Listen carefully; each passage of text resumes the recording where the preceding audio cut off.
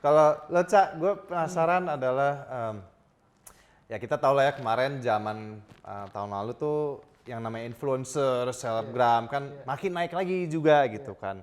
Malah gue denger brand are actually paying more and more volume and everything. Tapi kalau di industri fashion sendiri tuh masih actively pakai tuh influencer ya? Jadi gini, sekarang kita melihat influencer itu treatmentnya sudah agak berbeda gitu. Instead of hanya giving an endorsement, lebih seru kalau ternyata kolaborasi. Gitu kan sebenarnya semenjak 2019 lah. Semenjak 2019 itu kan kata-kata kolaborasi itu kan emang lagi seru banget, lagi sering banget dipakai tuh.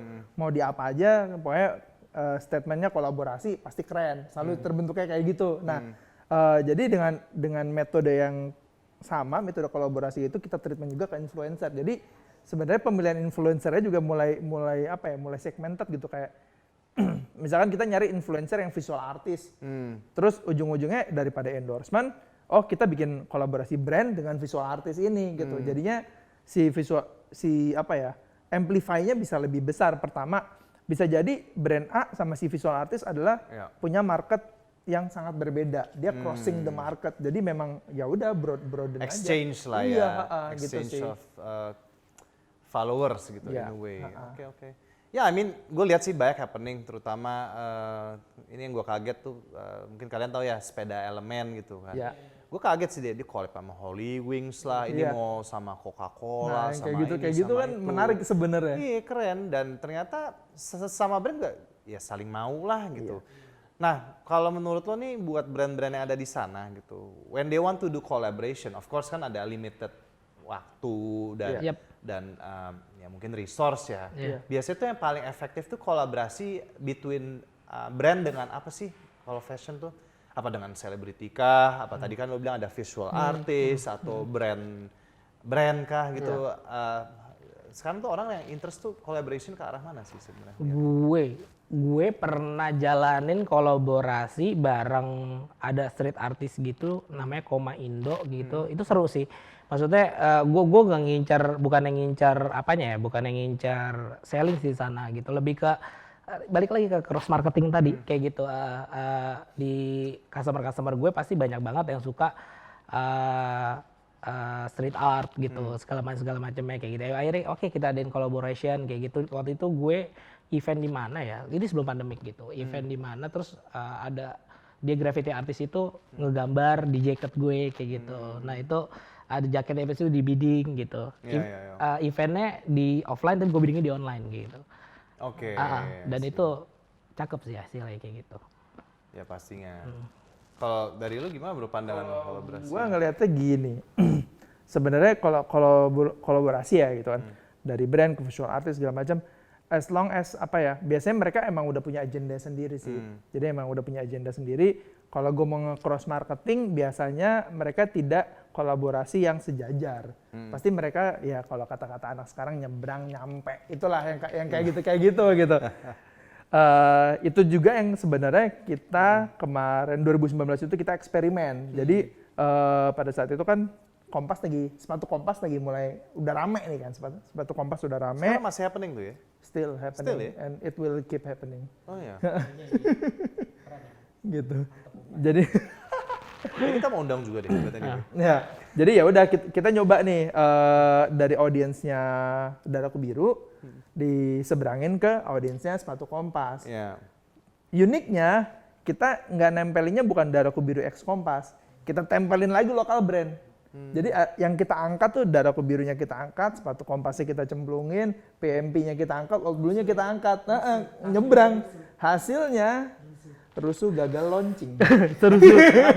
Saking rusuhnya Pak. Itu masuk berita Pak. Itu yang waktu itu yang masuk berita. Diberhentiin ya? Iya Pak. Itu kalau nggak salah waktu acara itu kan sih sneaker. Pada hari yang sama. Itu sebelumnya USS sebelumnya. Itu sebelumnya. Kita ibaratnya gulungan terakhir. Gulungan terakhir dari rusuh-rusuhnya Kompas. Sampai gagal total. Tapi akhirnya masih lanjut enggak? Akhirnya kita rilis 2020 before pandemi persis, ya udah online aja udah. Karena udah kayak offline udah deh enggak deh. Seru juga ya. Gitu sih. Ya. Kemarin juga Kompas gue lihat tuh dia sempat kolaborasi sama makanan juga malah tuh. Burger ya. Itu activation. Itu activation. Itu activation. Jadi pas Kompas rilis sama Fucking Rabbits yang brand Jepang itu mereka bikin beberapa activation lah. Ada yang hijack billboard di Sudirman. Terus tiba-tiba ada kolaborasi sama makanan sepanjang Cipete, kayak gitu sih. Itu seru sih. Nah, makanya kayak lo lihat aja gitu. Sekarang fashion brand aja collab-nya sama makanan gitu. Dapat dari mananya ya bukan masalah dapat dari mana ya. Gue pengen loncat sana sini. Suka-suka lo deh gitu. Pokoknya kalau ya makanannya cocok, minumannya cocok, ya hajar aja gitu. Sama eksekusinya sih. Lo eksekusinya harus iya. keren. Kalau misalkan gue udah nyebrang-nyebrang tapi eksekusinya gagal ya udah tetap aja. True. Nah balik lagi kalau kita bahas tren ya. Tadi kan gue sempat bilang orang ini kan, tapi tadi gue bilang ini kan orang banyak di rumah, tapi nggak juga kayaknya. Enggak. Kita di sini. Sorry ya. Sorry PSBB. Udah tes kok, tenang. tapi gue penasaran aja sih karena apa ya namanya? Apakah tren orang pembelanjaan apparel tuh masih sama sebelum pre-COVID apa beda nih sekarang ya? Kalau kemarin sempat mikir, baju tidur mungkin lebih nambah karena orang lebih banyak di rumah, but I don't know man. Makanya, how is it?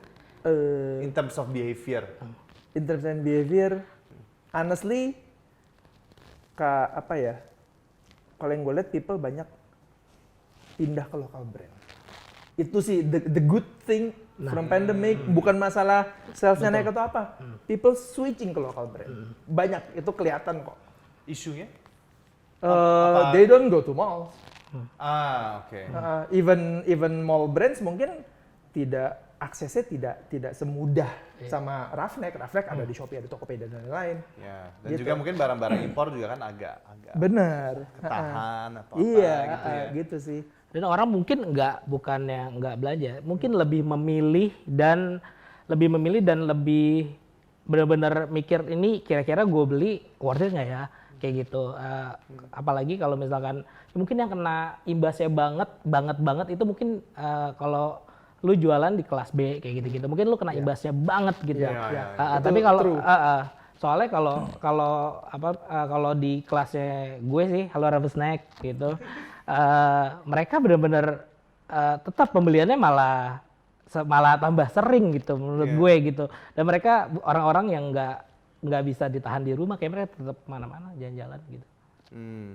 Iya sih, maksud gue I think it makes sense karena kalau gue lihat sekarang soalnya ini gue agak bahas alkohol sedikit. Kalau kita tahu kan alkohol kan lagi susah karena pandemi. Tapi gue lihat juga ini lagi rise brand-brand lokal gitu. Iya, benar banget. Kan ada barang-barang apa tuh kayak whisky Batavia lah, vodka Alpha lah. Gue kayak ini dari mana? Gue kira ternyata itu buatan Serang, buatan mana? Ternyata orang tua. Dan I think this pandemic actually good opportunity for local brand to be acknowledged gitu. Benar. Yang mungkin dulu orang udah impor aja atau apa, but then mungkin awalnya oke, gue gak ada choice, oke gue coba deh, ternyata suka gitu, ternyata nggak salah kan, we like local produce bukan berarti kita support karena apa ya, karena oh ya lokal, enggak juga, karena ya ternyata well honestly it's not that far away, tapi again you also help the economy of us sendiri gitu kan. Karena harga sama, oke sama beli yang luar, tapi ya pemikirannya nggak gitu juga lah. Harga sama, emang kualitas oke, ya why not pilih yang lokal? Why? Because you're helping us Indonesian dari pegawai, dari supplier, dari apa, even konveksi dan lain-lain. Itu ngangkat gitu. Makanya apa bedanya emang streetwear Amerika gitu dibanding lokal brand Indonesia? Ya sama aja gitu. Lu bahannya sama, pakai fleece cutter, lu mau pakai apaan kayak gitu. Pakai baja kan enggak gitu kan. Bahannya sama gitu. Sama-sama ada tulisan doang, Roughneck, Supreme apa I agree. Gue kayak kemarin beli baju Under Armour ya, compression yang ketat-ketat itu. Gue kalau ke Under Armour kayak berapa gitu, 800.000 sejuta. Terus gue iseng aja Tokopedia, Under Armour compression, kayak 100.000 200.000, gue yakin nih KW buatan sini. Nyampe kayak mirip. Iya, kan support aja gitu. Bahannya sama-sama yang kita pakai juga gitu kan. Justru lokal brand itu dari tahun 2017 2018 itu sebenarnya udah banyak yang jualan keluar. Satu artinya D2C-nya keluar ya. Dari itu customer keluar itu satu udah ada. mereka banyak punya juga channel-channel di luar. Toko-toko resellernya mereka di luar ada juga. Ya, true. Lalu juga ada juga beberapa brand yang memang sudah sampai di tahapan ikut show di luar. Gitu kayak tahun 2019 kalau nggak salah, tahun 2019 itu kayak Bluesfield itu dia ke Agenda Show di Amerika. Neon juga ikut ke sana, PMP juga ikut ke sana, Old Blue juga ikut ke sana. Jadi ya sebenarnya memang dari local brand kita juga kita working hard juga sih buat emang bisa sampai ke sana gitu dan udah ada yang di sana. Iya. True. Dan gue belum lama di kontak sama dia majalah Jepang kayak gitu, majalah streetwear Jepang. Aduh gue lupa lagi namanya apa kayak gitu. Mereka juga punya e-commerce gitu Jepang gitu. Akhirnya mereka nggak sengaja nemu gitu, nggak sengaja nemu Rafne karena dilihat untuk sebuah brand kayak gitu engagement lu kok tinggi banget kayak gitu. Dia emang bahasnya masalah streetwear Asia gitu nih majalah kayak gitu. Tiba-tiba gue diajakin podcastan kayak gitu, abis itu ditawarin, lu mau nggak join jualan buat di Jepang kayak gitu.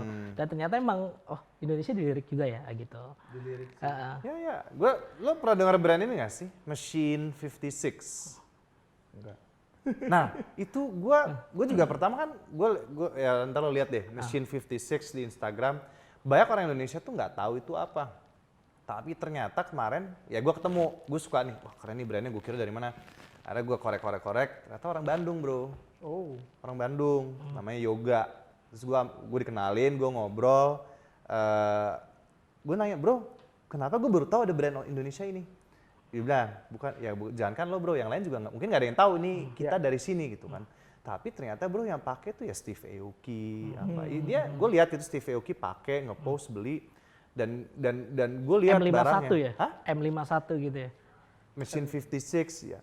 Nanti coba di itulah ya, gue pernah lihat. Jadi sekarang memang kalau di Indonesia tuh lagi banyak dipakai oleh e-sports. Oh. Jadi kemarin Morph Team apa segala tuh pakai mereka gitu. Nah, anyway, regarding tadi lo mention kan DTC ke luar negeri. Ya. Nah, itu yang gue kaget, gue ngobrol, gue kira ya ini brand keren-kerenan mungkin ya berapa sih yang beli? Gue kaget, men.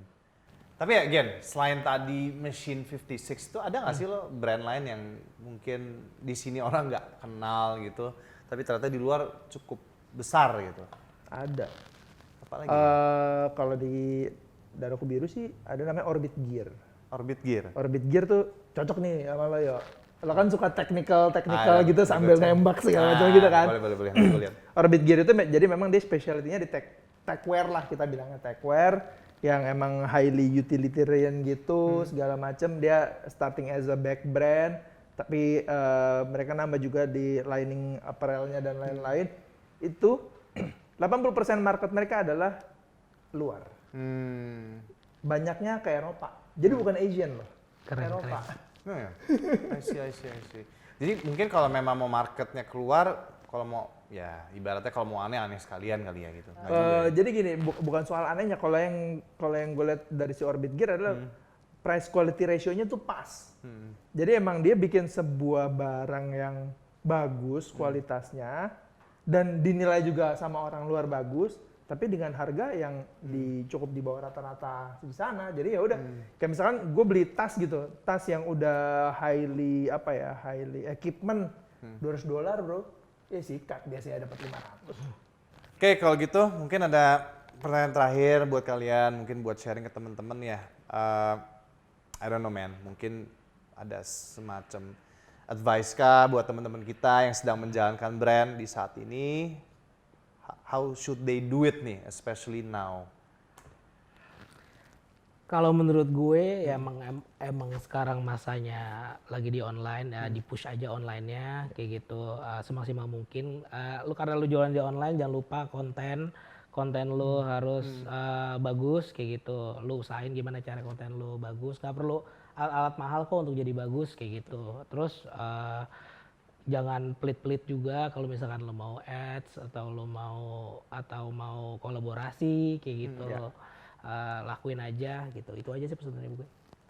Oke, kalau dari gue sebenarnya gini, intinya brand itu harus punya cerita sih. Kalau menurut gue ya, brand itu harus punya cerita.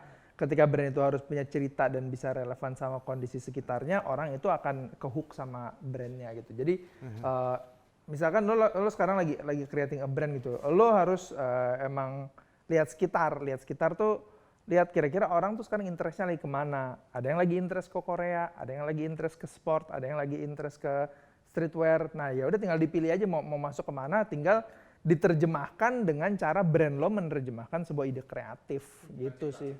Bukan jiplak-jiplak amat, gitu sih. Sama ya tadi semua udah diwakilin lah masalah digital, everyone goes digital, jadi you have to follow the wave sih.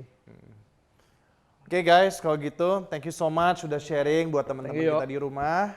Oke teman-teman, semoga tadi dapat banyak ilmu dari Rusli dan juga Panca.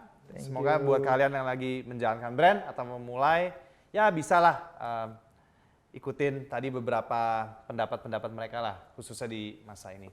Oke kalau gitu, again thank you guys, much appreciated. Thank you. Mungkin kita pamit dulu. Sampai jumpa di Well Shared session berikutnya guys. See you. Bye-bye.